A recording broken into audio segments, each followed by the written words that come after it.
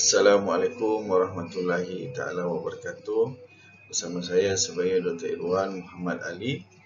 Saya akan berkongsi dengan anda 15 pesanan bagaimana saya mendapat PhD secara GOT ataupun Graduate on Time.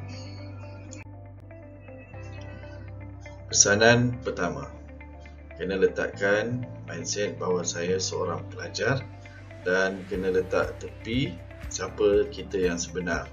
Mungkin kita seorang pensyarah ataupun kita seorang yang berjawatan, yang ada jawatan tertentu. Semua tu kita kena letak ke tepi. Ini tujuannya untuk memudahkan proses pengajian PhD kita. Pesanan kedua, kena tetapkan matlamat dan tujuan kita buat PhD hanyalah untuk belajar buat penyelidikan secara berdikari berdasarkan metodologi yang betul. Tidak lebih daripada itu. Pesanan yang ketiga, pilihlah topik yang mudah dan sebaiknya topik yang berada dalam ruang lingkup ilmu pengetahuan kita ataupun merupakan kepakaran kita. Kalau nak buat yang tajuk-tajuk yang bombastik pun, buatlah selepas tamat PhD.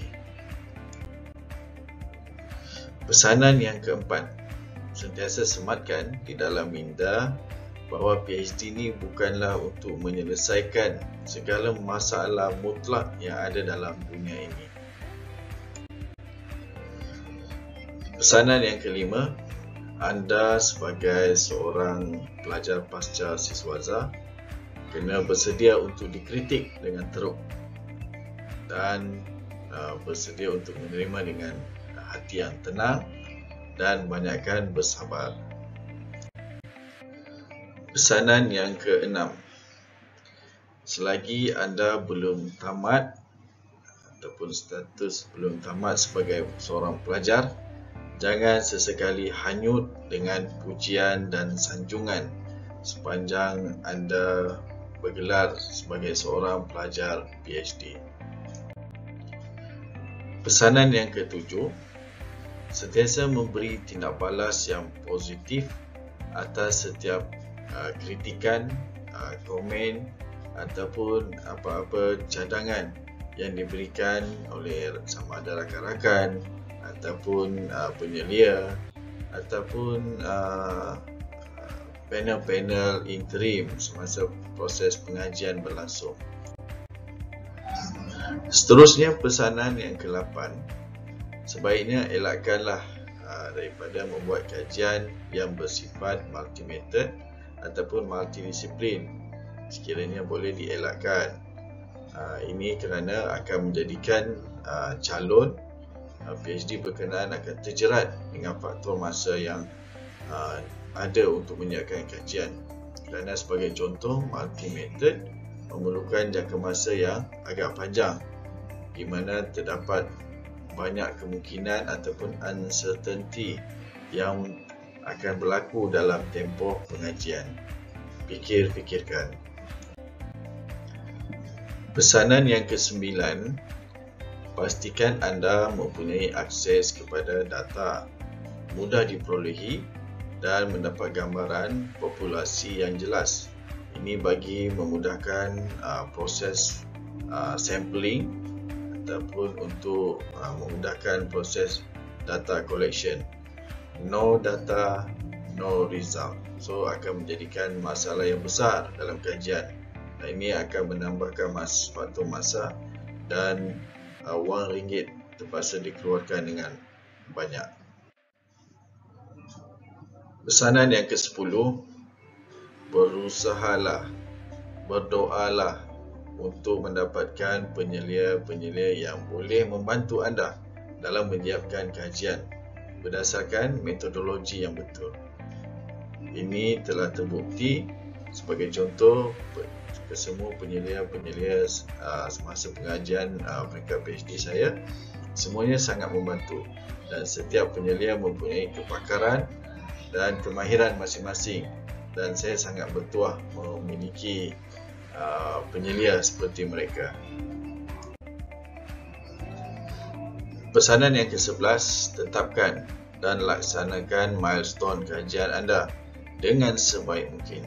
Sebagai contoh, menetapkan dalam tempoh setahun ataupun dalam tempoh 6 bulan yang pertama, kita telah pun defend research proposal.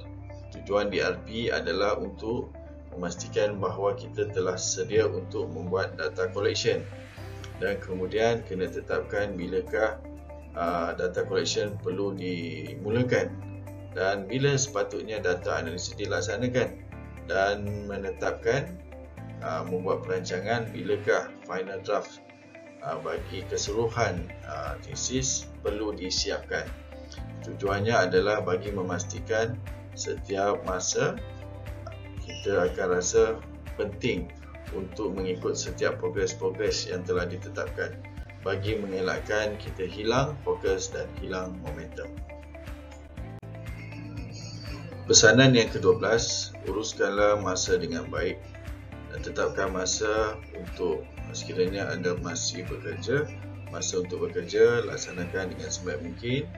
Manfaatkan masa bersama keluarga, kena ada ruang masa untuk diri sendiri, dan juga masa untuk kajian kena fokus dan pastikan ada progres bagi setiap perkara yang dilaksanakan. Pesanan yang ke-13, carilah ataupun bentuklah suasana yang selesa untuk membuat kajian. Sebagai contoh, kita kena mencari masa yang sesuai untuk kita membuat kajian, dan juga tempat environment yang sesuai untuk diri masing-masing. Sebagai contoh, saya banyak menghabiskan masa dan juga tempat menjalankan kajian saya di ruang ini. Sebab tu tuan-tuan dan puan-puan dapat lihat di belakang ni, saya tampal progres ataupun saya punya perancangan keseluruhan kajian saya. Pesanan yang ke-14, banyakkanlah berkongsi ilmu yang kita ada dengan rakan-rakan yang lain.